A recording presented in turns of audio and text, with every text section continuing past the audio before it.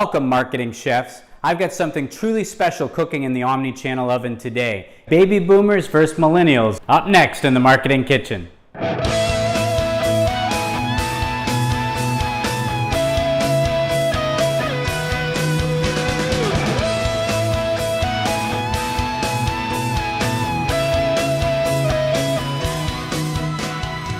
Welcome to the kitchen, the Marketing Kitchen. Hi, I'm Ron Vining, your host of Marketing Kitchen TV. Thank you for your question. If you'd like me to answer a question here on Marketing Kitchen TV, all you need to do is go to the @MarketingKitchenTV on Twitter, use the hashtag Q&A, and I will answer your questions here.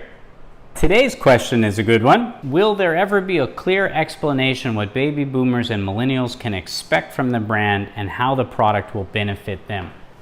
I love questions about baby boomers versus millennials, and here's why. One group has been tested, another group has not. One group is reliable, one group is not. One group is brand loyal, one group is not. One has proven spending power, one, it really depends on whether the person's still living at home or they've paid for their college, if they've chosen to buy a car, if they went to Europe for 3 years before taking that job, or even if they can keep or sustain or hold that job because the job didn't hold their interest. Okay, I know I'm being a bit sarcastic, but when we're really talking about dealing with segmentation, let's step back. When we talk about generations, we can look to the greatest generation, those that took us through World War II. We can look at the baby boomers. We can look at Generation X.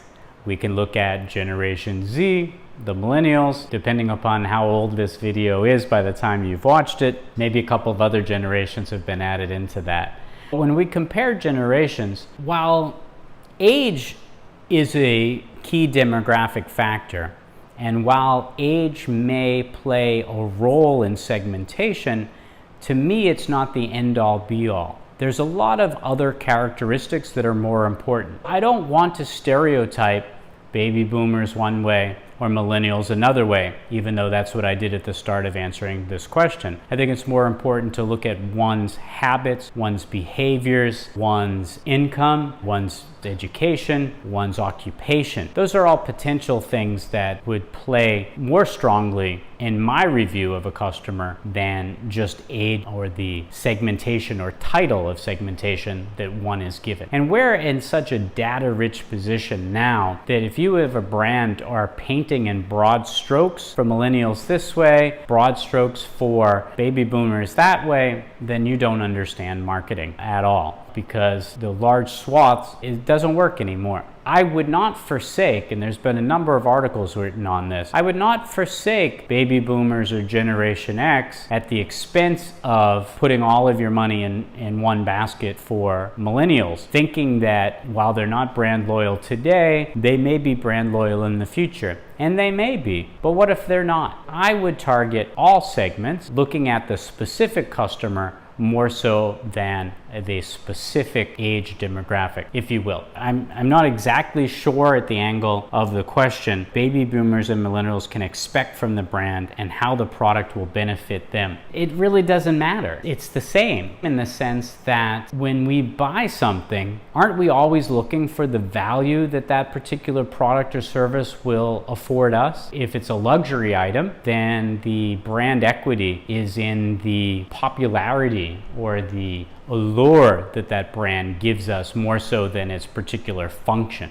If it's toothpaste or it's cereal or it's a soda, the preference, whether it be baby boomer or millennial, is going to be more of a factor. The expectation will be more of a personal factor than one's age group that they might be in. I hope I'm answering your question. If I'm not, post another question to @MarketingKitchenTV Q&A and be happy to answer it. Thank you for your question. I hope you enjoyed this episode. Remember, there's always fresh content simmering on our storytelling stovetop. So whatever happens in this kitchen shouldn't stay in this Marketing Kitchen. I'm Ron Vining, your host, reminding you to invite your family and friends to the next episode of Marketing Kitchen TV.